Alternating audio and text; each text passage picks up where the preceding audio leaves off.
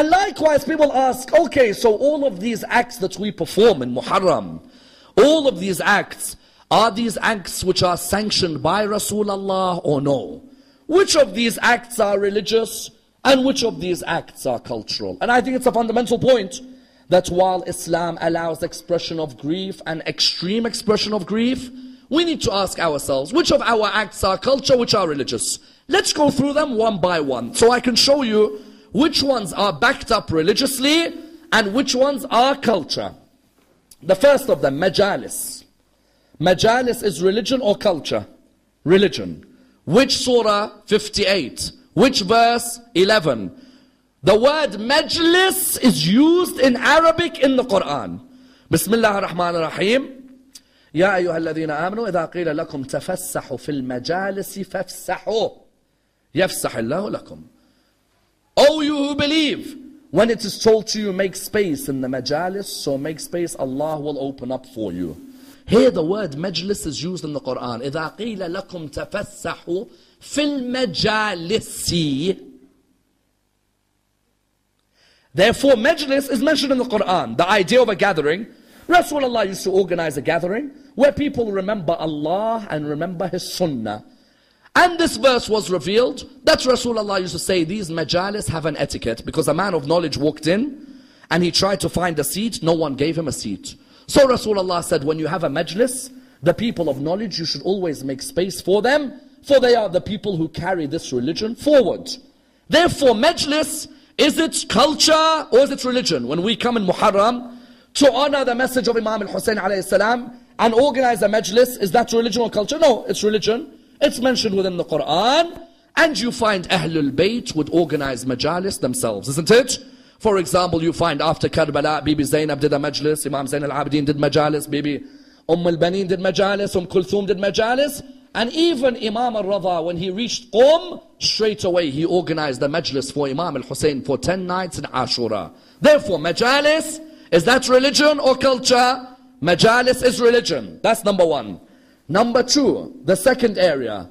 We ask ourselves when we get someone to recite poetry. Noha, isn't it? Some people call him Noha Khan, Radud. Other words which people call the one who recites poetry. Is this religion or is this culture? The answer is this is religion. 114 Noha Khans, poets, Raduds, graduated from Imam al-Baqir's class. Imam al-Baqir had 114 graduates. He would tell them, memorize poetry about Imam al-Hussein alayhi salam, and recite that poetry in front of me. And then go out and recite poetry to the Muslims. Allow them to remember Imam al-Hussein with your beautiful voices. Therefore, the second area, the Nawha Khan, when someone brings a Nawha Khan or a Radu to their mosque, is this culture or is this religion? This is religion. Number two. Number three, someone says, okay, how about this thing of chest beating? Ma'tam. Is this culture or is this religion? This actually is religion, and it is very clear religion. Let me explain. It's actually in our books of Ahl Sunnah and of Ahl Tashayyu'. You'll find in both that the method of grief used by the family of Rasulullah, used by the wives of Rasulullah, was to beat themselves on their chest and to slap their cheeks. Musnad Ahmad ibn Hanbal, Imam Ahmad ibn Hanbal, one of the Imams of Ahl Sunnah, in the Musnad, he says that Aisha narrates, when Rasulullah died, I was amongst the women, we were in the house, all of us began to beat our chest and began to slap our cheeks when we heard Rasulullah died. In other words, it was a natural expression of grief that as soon as you heard the Prophet died, Aisha says, we began to beat our chest and began to slap ourselves because we heard that Rasulullah had died. Likewise, in the Shia belief, what do we say? We say firstly, in the Quran, Sarah, the wife of Prophet Ibrahim, when she hears that she's going to have a child at old age, because you know she couldn't have a child, so Prophet Ibrahim married Hajar, she gave him Ismail, isn't it? Then Sarah was told of old age that she could have a child. The Quran says, as soon as she was told she could have a child, Quran says, فَكَّتْ وَجْهَهَا وَقَالَتْ عَجُوزٌ عَقِيمٌ. She slapped herself viciously and said, me, an old woman? So firstly, Sarah, the wife of a prophet, the mother of a prophet, in Surah 51 verse 29, slaps herself when hearing the news she's going to give birth. Secondly, Aisha, the wife of Rasulullah, says they used to hit themselves when Rasulullah died. Thirdly, it is religion because of what?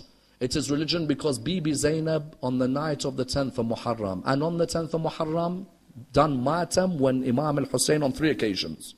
On the night of the 10th of Muharram, she saw a dream. She came to Imam al-Hussein. She said, I saw you in my dream that you are to die.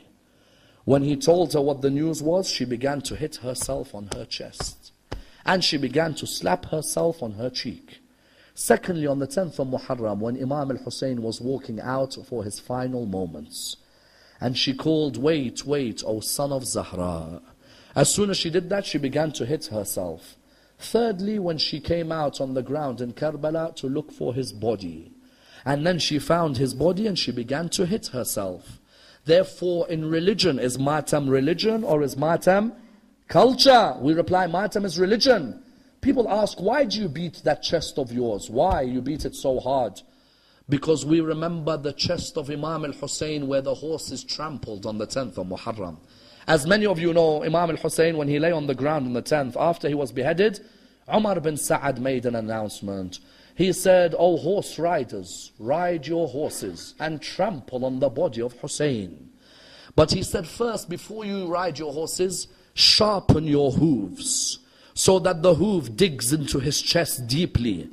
The grandson of Rasulullah, Husaynun minni wa ana min Husayn. Hussein is from me, I am from Hussein. I love the one, Allah loves the one who loves Hussein. When I come and beat my chest hard, I'm remembering the chest which had horses trample on it.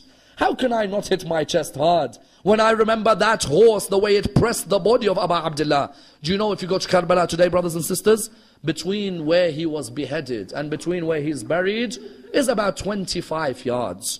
That should give you an indication of how much the horses kicked his body around that plain of Karbala.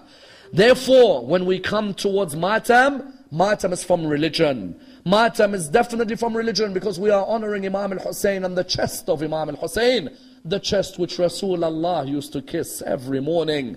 Then someone asks, this alam, is this alam religion or the alam is culture? No, the alam is religion. Ahlul Bayt used to be proud of carrying the alam at Karbala. Ahlul Bayt used to carry the alam. Abu Fadl al-Abbas carried the alam.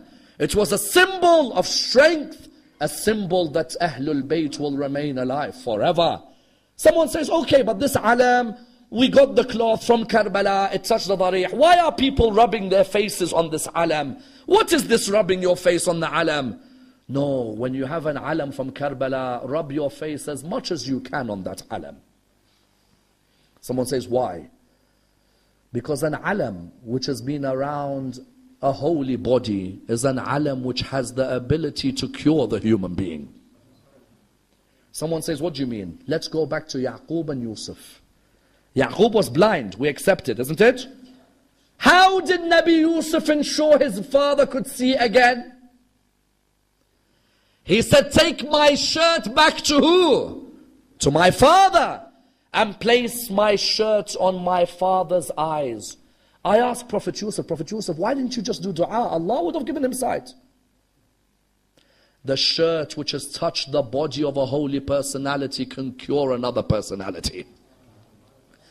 When you have an alam in your mosque which has touched the grave of Imam al-Hussein, rub that alam on your body.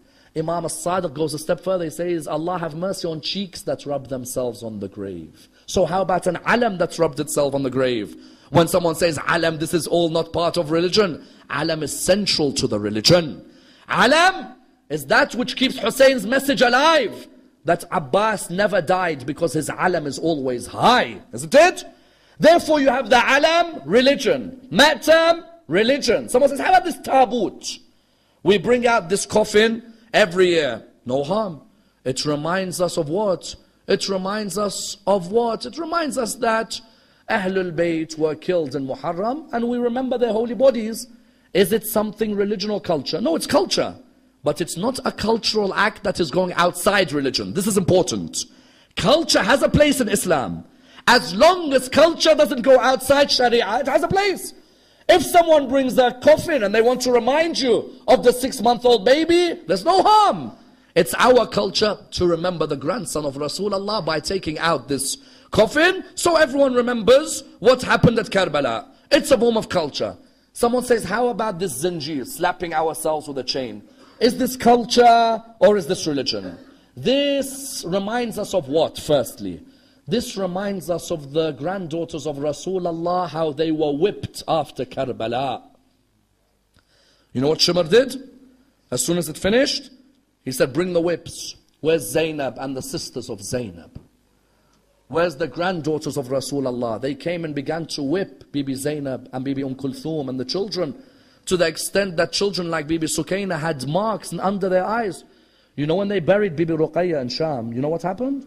When they buried her, the doctor came to Bibi Zainab and to Imam Zain al-Abidin. He said, listen, I can't, the doctor said, I can't bury this girl. They said, why?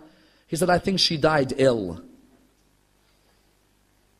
So they looked at him and said, what do you mean? He said, there's so much blue marks on her body, she must be ill. To which Imam Zain al-Abidin said, these are not illness, these are the whips of shimr on her body. When someone was doing chain, what were we doing? We were remembering the whips on the back of the children of Rasulullah. They whipped the children of Rasulullah in Karbala. They whipped their backs. So we come as a cultural expression, but remembering what happened at Karbala. Then someone says, how about this Qamazani? Someone comes and he brings a sword and he slashes his head with the sword.